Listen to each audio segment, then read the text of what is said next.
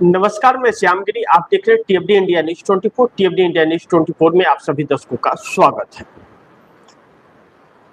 क्या यह बात अब सच है कि नीतीश कुमार को कोई भी पलटने से नहीं रोक सकता? तैयारी पूरी हो गई है।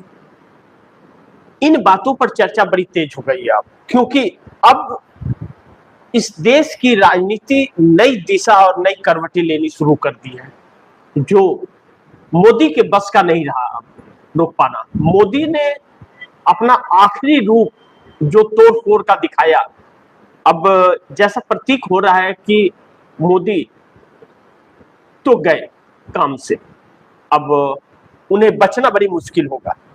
2-3 कारण जो बड़ी महत्वपूर्ण है कि पहला ये कि मोदी जो टीएमसी को तोड़ने की कोशिश कर रहे थे, वह कोशिश पूरी तरह से मोदी की फेल हो गई और अमित शाह की।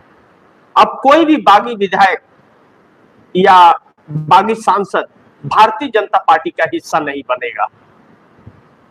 भारतीय जनता पार्टी का हिस्सा नहीं बनेगा कोई भी। जो बड़े बड़े नेताओं के घर में टीएमसी के लोगों को बिठा करके और दावे किए जा रहे थे कि 20 के हस्ताक्षर हो गए, 19 के हस्ताक्षर हो गए, 20 हो या 28 के 28, किसी को न वह कोई भी नहीं जा सकता और न तो भारतीय जनता पार्टी शामिल कर सकती है। स्पीकर चुनाव आयोग और मोदी की सारी कोशिशें नाकाम हो गई। वह कहते हैं ना, दलालों के मुंह पर तमाचा लग गया। दलाल किसको कहते हैं? दलाल जो मीडिएटर होता है उसको भी दलाल कहते हैं, और दलाल वह भी जो किसी एक के लिए खास बैठा होता है उसे भी दलाल ही कहते हैं। तो उन लोगों की थोड़ी सी निराशा तो हुई, लेकिन निराशा नहीं, एक तस्वीर दिखा रहा है कि आने वाले वक्त में धक्के मार के वह भगाए भी जाएंगे, क्योंकि दिल्ली की सड़कों पर भी आज से रंगत शुरू हो गई। राष्ट्रपति का घेराव भी अब शुरू हो गया। प्रधानमंत्री मुर्दाबाद के नारे भी लगे और राष्ट्रपति का घेराव भी हुआ। वह राष्ट्रपति जो इस देश की महामहिम है, द्रौपदी मुर्मू, जो सिर्फ भारतीय जनता पार्टी के लिए जीती है और भारतीय जनता पार्टी की ही होकर के रह गई, दो लोग इतिहास के पन्नों में दर्ज हो गए। जिस तरह से राम गोविंद और हमारे मौजूदा राष्ट्रपति द्रौपदी मुर्मू की भाजपाई राष्ट्रपति है यार। ऐसे में जब अब घेराव शुरू हो गया तो यही लोगों का बाकी था कि राष्ट्रपति का भी घेराव किया जाता है। अब जो तोड़ने की और जोड़ने की शौक था मोदी का, वह तो फेल हो गया। तो तोड़ने के चक्कर में अपने तो गंवाने पड़ेंगे, क्योंकि आपकी नीयत और बदनीयत दोनों सामने आ गई है। ऐसे में बिहार के अंदर उपेंद्र कुशवाहा का झलका दर्द, जब प्रत्याशियों की जीत का सर्टिफिकेट सबको मिला एमएलसी का, तो उपेंद्र कुशवाहा और उनके बेटे के चेहरे का दर्द वाकई देखने लायक था। और आखिरकार बोलना पड़ गया कि धोखेबाज पार्टी है भारतीय जनता पार्टी, इसके साथ कभी गठबंधन मत करो, वरना ऐसे मौके पर धोखा देंगे कि आप सोच भी नहीं सकते। यह किसी की नहीं है। उसी गठबंधन का हिस्सा एक बार फिर उपेंद्र कुशवाहा यह कहते नजर आए कि नीतीश के ही साथ मैं भी चला जाऊंगा एनडीए से। जिस दिन नीतीश जाएंगे, कौन सा दिन है वह जिस दिन नीतीश जाने वाले हैं? क्योंकि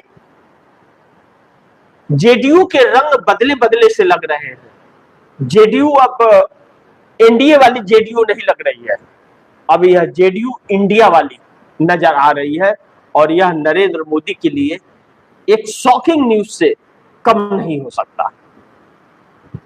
ऐसे में नरेंद्र मोदी के लिए तो छोड़िए, सम्राट चौधरी का क्या होगा? सम्राट चौधरी तो एक तमाशा बन करके रह गए। न जनता के बीच सम्मान पाए और न सरकार के बीच सम्मान है। भारतीय जनता पार्टी में भी घमासान और सहयोगी दल में भी घमासान और विपक्ष तो अलर्ट मोड में है। तो सम्राट चौधरी सरकार कैसी चलाएगी? खाली हाथ, खजाना खाली है सम्राट चौधरी का। सीएम बनते ही 1 महीने के अंदर 12,000 करोड़ रुपया कर्ज भी ले लिए और फिर भी मोदी के सामने हाथ फैला करके मीटिंग में बैठ गए कि बिहार के लिए फंड दीजिए, नहीं तो खाने के भी लाले पड़ जाएंगे। कैसी सरकार चल रही है कि खाने के लाले हैं, वेतन पेंशन के पैसे नहीं है, और कब तक? 4.06 लाख करोड़ रुपए के कर्ज में है बिहार, 12,000 करोड़ रुपया और ले लिए। तो फिर अब कैसे चलेगा बिहार?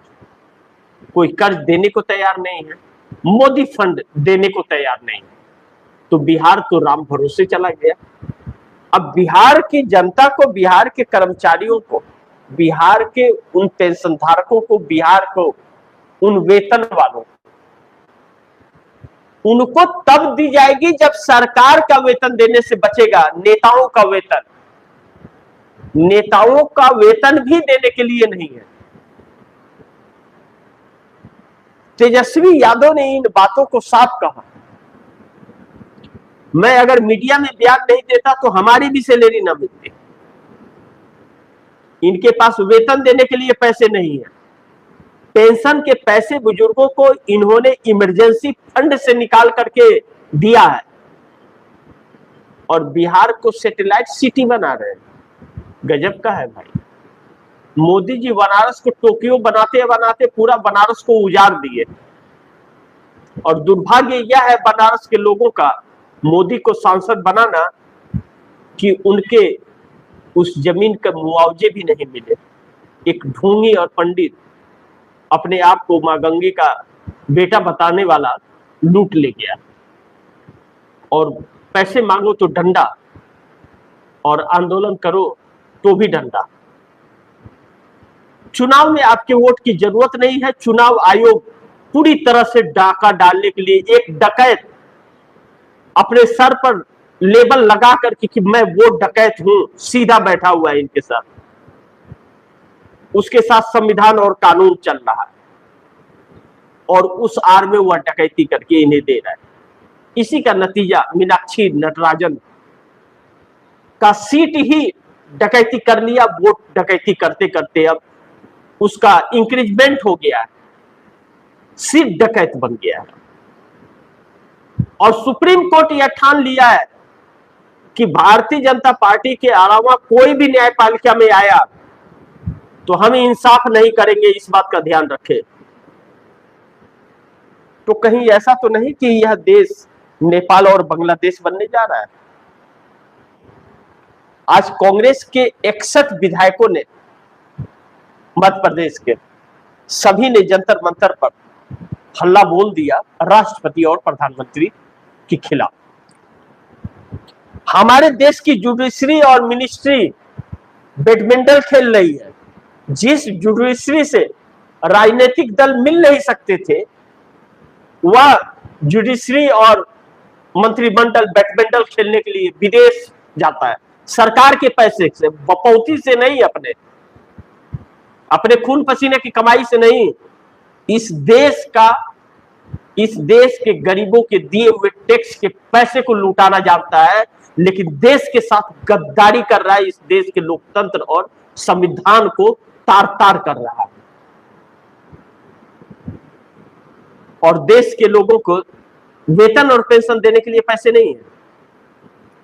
नरेंद्र मोदी आने के बाद पूरे देश के हर राज्यों को कर्ज में डुबो दिए। कोई भी राज्य ऐसा नहीं है जो कर्जदार नहीं है। इसका मतलब यह नहीं कि पहले कर्जदार नहीं होता था, पहले बहुत नाम मात्र का कर्जदार होता था और अब लाखों करोड़ रुपए के कर्जदार। फर्क यह है कि उस समय नाम मात्र का कर्ज होता था तो राज्यों का विकास भी होता था और दुर्भाग्य यह है कि लाखों करोड़ का कर्ज हो करके राज्य का बेड़ा गर्क हो रहा है। पैसे जा कहां रहे हैं? आरएसएस और भाजपा और इन दलालों की जेब में जो वोट चोरी कर रहे हैं। अब ऐसे में कहते हैं ना, अब हद हो गई यार, रहने दो। नीतीश कुमार उसी हालात में। नीतीश कुमार के पार्टी के सभी नेताओं के बयान पूरी तरह साफ संकेत दे रहे हैं कि हम जा रहे हैं, और उपेंद्र कुशवाहा के बयान यह बता रहे हैं कि नीतीश जा रहे हैं और वह भी जाएंगे साथ साथ। इसका मतलब प्लान तैयार है। फिर क्या कोई नीतीश को, अगर ऐसी बात है तो नीतीश को पलटने से कोई रोक सकता है? है कोई रोकने वाला? लगता नहीं है। लेकिन जीतन राम मांझी भी जब अगर नीतीश कुमार के साथ खड़े हो जाए तो फिर लगता है कि तैयारी पूरी हो गई। जीतन राम मांझी ने भी आखिरकार कहा ही कि नीतीश के ही वजह से तो हम भी एनडीए में, नहीं तो भारतीय जनता पार्टी के साथ कौन रहेगा, वादा खिलाफी करती है। यानी कि नीतीश के साथ जीतन राम मांझी और उपेंद्र कुशवाहा के 9 विधायक आकर के खड़े हो गए हैं, और एक सांसद मिलाकर के 13 सांसद नीतीश कुमार के साथ हो जा रहे हैं। यानी कि अब उन्हें रोक पाना इनके बस का बात नहीं है, ताकत को। और मोदी के लिए संकट यह है कि टीएमसी टूटी नहीं, केंद्र में और भी संकट आ जाएगा, 13 सांसद। और सम्राट चौधरी के लिए दिक्कत यह है कि सिर्फ नीतीश के 85 नहीं, साथ में 9 और 94 विधायक गायब हो जाएंगे। अब ऐसे में नीतीश ने अचानक पलटने की तैयारी शुरू कर दी। बिहार के अंदर आजकल नीतीश अचानक ही फैसले कर रहे हैं, क्योंकि नीतीश मोदी के अचानक लिए फैसले और हरकतों से बाज आएंगे, नहीं आएंगे तो नीतीश को तैयारी करने के लिए मजबूर होना पड़ रहा है। बिहार के अंदर गर्मा गर्म है मामला, और सम्राट चौधरी की सांसें फूली हुई हैं। अब यह निश्चित है कि सम्राट चौधरी ज्यादा दिन अब बिहार के सीएम नहीं रहने वाले हैं, क्योंकि उनको अपने ही का समर्थन नहीं मिल रहा है। उनके खिलाफ बगावत भाजपा में भी, विपक्ष में भी और सहयोगी दलों में भी बनता जा रहा है। यही वजह रहा कि बिहार के अंदर आरजेडी का एमएलसी का प्रत्याशी चुनाव जीत गया और उपेंद्र कुशवाहा के बेटे को टिकट नहीं मिला, क्योंकि वहां निर्दलीय प्रत्याशी खड़ा नहीं हो पाया। विपक्ष के साथ किसी भी तरह का खेल नीतीश करने नहीं दिए, नहीं तो उपेंद्र कुशवाहा की भी एक हो जाती। 4 जेडीयू के और 4 भाजपा के, 1 चिराग पासवान के और 1 विपक्ष का, 10 प्रत्याशी को जीत का सर्टिफिकेट मिल गया, जिसमें नीतीश कुमार के बेटे निशांत कुमार भी। बाकी आप दर्शक क्या सोचते हैं, आप दर्शकों की क्या राय है, कमेंट बॉक्स में जरूर दीजिएगा। और इस खबर को ज्यादा से ज्यादा शेयर कीजिए, और आने वाले वक्त में थोड़ा इंतजार कीजिए, नीतीश कुमार के पलटने की भी खबरें आप दर्शकों तक आएगी। तो मिलते हैं अगली खबर के साथ, और इस खबर को ज्यादा से ज्यादा शेयर कीजिए, अपने दोस्तों को भी कहिए आगे शेयर करें। और आपने टीवी इंडिया न्यूज़ 24 को सब्सक्राइब नहीं किया, सब्सक्राइब कर लीजिए, अपने दोस्तों को भी कहिएगा सब्सक्राइब करें। मिलते हैं अगली खबर के साथ, तब तक के लिए नमस्कार।